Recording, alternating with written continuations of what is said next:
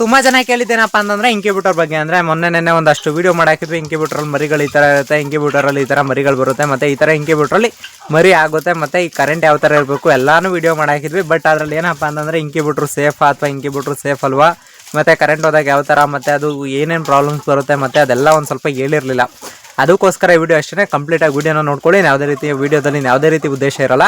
ವಿಡಿಯೋನ ಕಂಪ್ಲೀಟಾಗಿ ಎಲ್ಲೂ ಸ್ಕಿಪ್ ಮಾಡಂತೆ ಕೊನೆವರೆಗೂ ನೋಡಿ, ವಿಡಿಯೋ ಅರ್ಥ ಆಗುತ್ತೆ. ಕೆಲವ್ರಿಗೆ ವಿಡಿಯೋ ಅರ್ಥ ಆಗ್ತಿಲ್ಲ, ಮತ್ತು ಏನಪ್ಪ ಅಂದರೆ ಸ್ಕಿಪ್ ಮಾಡಿಬಿಡ್ತೀರಾ ವಿಡಿಯೋಗಳನ್ನ.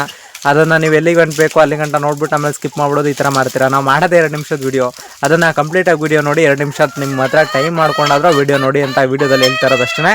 ಮೊದಲನೇದಾಗಿ ಇಂಕ್ಯುಬೇಟರ್ಸ್. ಅಂದರೆ ಇಂಕ್ಯುಬೇಟರ್ಸ್ನ ನೀವು ತೊಗೋಬೇಕಾದ್ರೆ, ಅಂದರೆ ನಿಮಗೆ ಈಗ ಎಲ್ಲಾದರೂ ಹೇಳಿರ್ತಾರೆ, ಈಗ ಕರ್ನಾಟಕದಲ್ಲಿ ಆಗ್ಬೋದು, ಇಲ್ಲ ಹೊರಗಡೆ ಔಟ್ ಆಫ್ ಇದರಲ್ಲಿ ಆಗಿರ್ಬೋದು, ಅಂದರೆ ರಾಜ್ಯಗಳಲ್ಲಿ ಆಗಿರ್ಬೋದು, ನೀವೇನಾದರೂ ಇಂಕ್ಯುಬೇಟರ್ ಪರ್ಚೇಸ್ ಮಾಡ್ತಾಯಿದ್ದೀರಾ ಅಂದರೆ ಫಸ್ಟು ನಿಮ್ಗೆ ಹೇಳೋದೇನು ಅಂತಂದರೆ ನಿಮ್ಮ ಕಡೆ 24 ಗಂಟೆ ಕರೆಂಟ್ ಇದೆಯಾ. ಬಟ್ ಇಲ್ಲ ಅಂದರೆ 20,000 ರೂಪಾಯಿ ಮೇಲ್ಗಡೆ UPS ಆಗಬೇಕು. ಅಂದರೆ 20,000 ಒಳಗಡೆ ಇರೋದಾದರೆ ರನ್ ಆಗಲ್ಲ.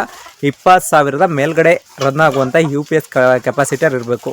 ಅದಿತ್ತು ಅಂದರೆ ಮಾತ್ರ, ಕರೆಂಟ್ ಇತ್ತು, ಕರೆಕ್ಟಾಗಿ ಕರೆಂಟ್ ವರ್ಕ್ ಆಗುತ್ತೆ ಅಂದರೆ ಮಾತ್ರ ಇಂಕ್ಯುಬೇಟರ್ ಪರ್ಚೇಸ್ ಮಾಡಿ, ಇಲ್ಲಾಂದರೆ ಮಾಡೋಕೆ ಹೋಗ್ಬಿಡಿ. ಮತ್ತು ಅದ್ರದ್ದು ಏನಪ್ಪ ಅಂತಂದರೆ ನಿಮಗೆ ಪ್ರತಿಯೊಂದು ಅದರಲ್ಲಿ ಒಂದು ಇಮ್ಯುನಿಟಿ ಅಂತ ಕೊಟ್ಟಿರ್ತಾರೆ, ಮತ್ತು ಟೆಂಪ್ರೇಚರ್ ಚೆಕಿಂಗ್ ಇರುತ್ತೆ, ಎಲ್ಲ ಪ್ರತಿಯೊಂದು ರನ್ ಆಗೋ ಥರ ಕೊಟ್ಟಿರ್ತಾರೆ. ಒಂದಷ್ಟು ಸೆಲ್ಲಲ್ಲಿ ರನ್ ಆಗಬೇಕು, ಮತ್ತು ನಿಯರ್ ಬೈ ನಿಮಗೆ ಸಿಟಿ ಇರಬೇಕು. ಅಂದರೆ ಇವಾಗ ನಮ್ಮ ಹತ್ರ ಏನೇ ಐಟಮ್ಸ್ ಹೋದ್ರೂ ಇಲ್ಲ ಮೈಸೂರಿಗೆ ಹೋಗಬೇಕು, ಇಲ್ಲ ಅಂತಂದರೆ ಹೊರಗಡೆ ಸಿಟಿಗಳಲ್ಲೇ ಹೋಗಬೇಕು, ಇಲ್ಲ ಆನ್ಲೈನಲ್ಲಿ ಬುಕ್ ಮಾಡಬೇಕು. ಈಗ ಆನ್ಲೈನಲ್ಲಿ ಪ್ರಾಡಕ್ಟು ಎಲೆಕ್ಟ್ರಾನಿಕ್ ಐಟಮ್ಸ್ ಅಷ್ಟು ನೀಟಾಗಿ ಬರೋಲ್ಲ, ಮತ್ತು ಎಲೆಕ್ಟ್ರಾನಿಕ್ ಐಟಮ್ಸು ತುಂಬ ಪ್ರಾಬ್ಲಮ್ ಆಗುತ್ತೆ. ಅದರಿಂದ ಅದು ಇಂಕ್ಯುಬೇಟರ್ನ ನೀವು ಪರ್ಚೇಸ್ ಮಾಡೋದು ನಾನು ತಪ್ಪು ಅಂತ ಹೇಳ್ತೀನಿ. ಯಾಕೆ ತಪ್ಪು ಅಂತ ಹೇಳ್ತೀನಿ ಅಂದರೆ ಅವಾಗ ನನಗೆ ಗೊತ್ತಿರಲಿಲ್ಲ, ಪರ್ಚೇಸ್ ಮಾಡಿದೆ. ಬಟ್ ಆದರೆ ಏನಪ್ಪ ಅಂತಂದರೆ ಇವಾಗ ಒಂದು ಇಂಕ್ಯುಬೇಟರ್ ಬೆಲೆ ಬಂದು 15,000ದಿಂದ 20,000 ಇರುತ್ತೆ.